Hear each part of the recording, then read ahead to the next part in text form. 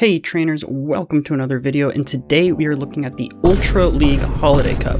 Yeah, I know, Ultra League on this channel. Don't worry, I'm not actually going to be playing the battles. Luckily for me, a trainer in one of my local discords was able to provide the battles for me, so we're going to be looking at a double ghost team that he's got set up.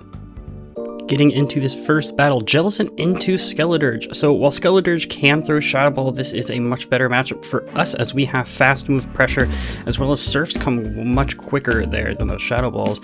Coming into Pillow Swine to answer this Licky Licky. Now with our double ghost team here, Licky Licky is a potential problem. However, Body Slam doesn't do any damage, of course, to these ghosts, so it's kind of all reliant on Licky landing that Shadow Ball and us not needing it with Incinerate or Surf. Pillow Swine matching here, being able to sort of match the spamminess of this Licky Licky, and we're just going to let these go. We're going to play for shield advantage here, so actually going straight for Stone Edge. It's going to do a lot more than the Icicle Spear, and we do get that shield, so having the shield advantage now. Oh, but he switches in, gets an Incinerate off, and we are not able to make it to that Stone Edge. However, we go immediately into the Jellicent, throwing the Shadow Ball. We do land right away. Fortunately, they do get a charge move off here, so we're going to let it go. And it is that Shadow Ball, playing for a double shielded Skeledirge in the back. So Licky Licky comes back. We do pressure here with Surf. This will either get the last shield or possibly KO. We're so close, but luckily the Licky Licky does throw actually instead of going for an extra farm down.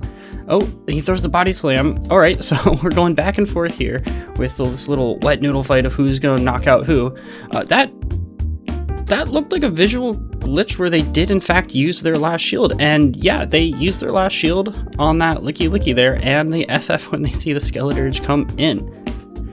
GG game 1. Going right back in, we have a Curium. Now, I actually, having not been an Ultra League player myself, or Master League, I don't get to see a lot of Curium. So this will be an interesting matchup. Jellicent generally is a staple here, though, of the Ultra League.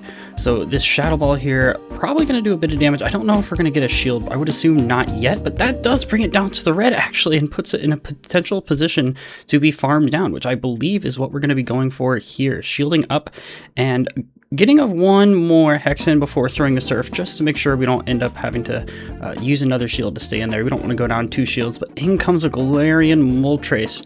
Now, that doesn't look super great for the Jellicent and Skeledirge team, but of course, this is why we have a Pillow Swine here.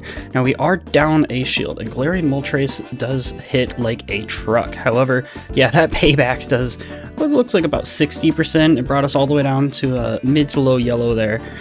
But we get these Icicle Spears off, and it is a race to see who can get here first. I believe we were going to let this go. Yeah, so letting this go, it's not worth shielding yet because we're in a position to potentially farm down with Skeledirge, which would be insane, and they actually stay in here with 1 HP here. If they can get to 2 flies, this is going to be a problem, but no, they switch right away, and that's a Trevenant.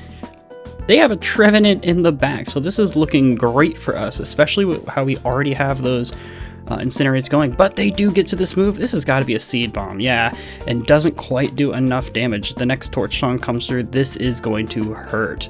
And there goes, just about one-shotting that Trevenant there, and we get 1 HP in a Dream, having that damage from the Incinerate land right before the next Sucker Punch.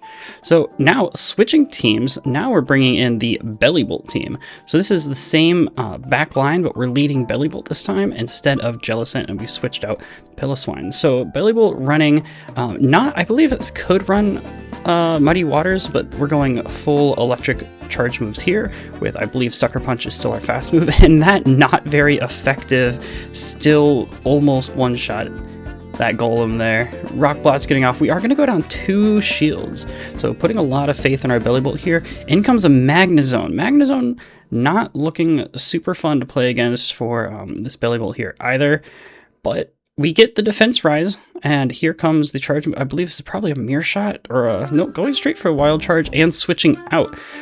A Giratina in the back, so we do have double ghosts here still, and double ghost can of course threaten that Giratina. Our defense is so high right now, you can see how little damage these Shadow Claws are starting to do, but the Dragon Claw didn't even KO, so we still have Bellybolt in the back to potentially use as a shield. Now, we are shieldless against a Dragon type that did have some, or against a Ghost type that had some energy going into it. However, he goes straight for the Dragon Claw, so perhaps he doesn't have the Shadow Ball, or he didn't want to risk getting all the way to it.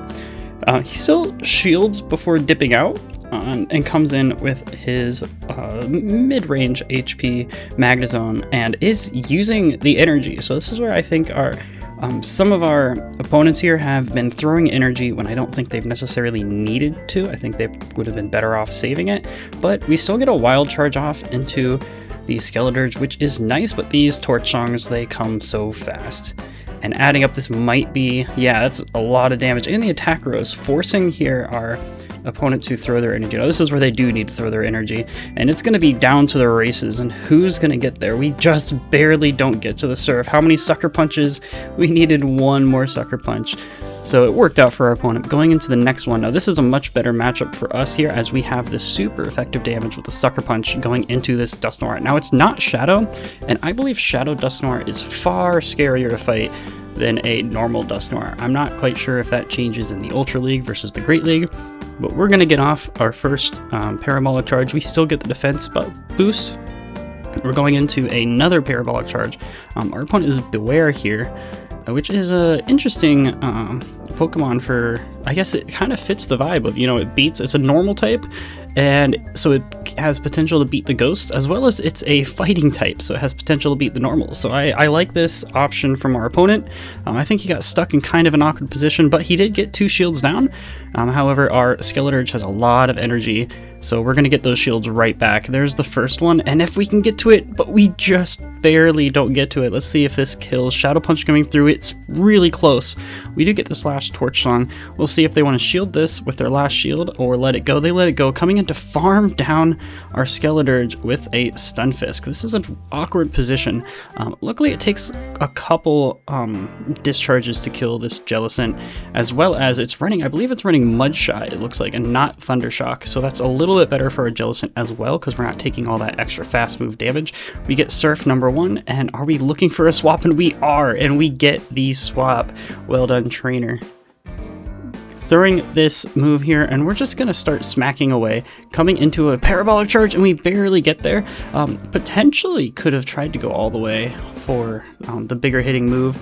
The defense rising here really isn't the best for us, because it allows the Stunfisk to get more shots in, more extra mud shots, so getting to that energy faster. But Jellicent, do not mess around with Hex. Jellicent gets to this Surf. Let's see if it's enough to KO, and the little icon appears in the bottom to let us know it is indeed enough damage. Well played, trainers. Now we're going back to Jellicent lead, and this time we put a Pawmot in the back. Pawmi or Pawmot? I'm gonna have to correct that in editing. For Rizian as the lead, Leaf Blade does surprisingly a lot less damage than I thought it would, but he gets a nice swap into Ursaluna. So this Shadow Ball is not very effective and wastes all that energy, but this is where Pawmot comes in. Even though Ursaluna is a ground type here, we're gonna, I believe, use a shield. No, oh, nice call on the Ice Punch there, but going straight for Brick Break. Brick Break being super effective here, as that is a normal type, and as well as lowering the defenses, Thundershock does add up this energy quite quickly, and Brick Break is a lot faster than I think a lot of trainers who haven't seen this move before until like recently. I know it's more popular, but back in the old days this move was not used fairly often at all. But getting just enough damage in, getting all that chip damage, coming in with our Skeledirge to start threatening that damage. Now, this is where we run into some troubles, right? We're double Ghost, and there's a normal Pokemon here. We don't like to see that, and it's a Dudunsparce, actually. I believe Dudunsparce runs very similar moves to the normal Dunsparce. Yep, with a Drill Run, roll out there. But getting our Surf off, Jellicent does have the option, at least against these normal types, to throw Surf, as well as the Skeledirge has the Fire type moves to be able to get some damage off. And we get to this next Surf, but he gets a swap into Virizion, so we'll see how much damage that does. Not quite enough, and our opponent is going to throw here. Now this is, again, one of those options I think they might be better off just trying to farm down.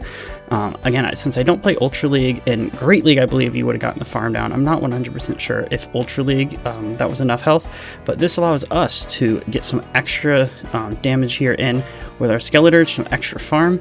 In comes the Dudunsparce. Remember, this thing has a lot of energy. It's kind of loaded, but we did get our extra Incinerate in. Now, unfortunately, they are, because they're a 3-turn versus our 5-turn. We don't get to throw right away, and oh, that looks like an overtap. I think we accidentally overtapped the Incinerate. GG's trainer. Thank you all for watching. Hopefully these battles help showcase some potential Pokemon that you guys can use here in the Ultra Holiday Cup. And don't forget to smack that subscribe button harder than a leaf blade on a Swampert.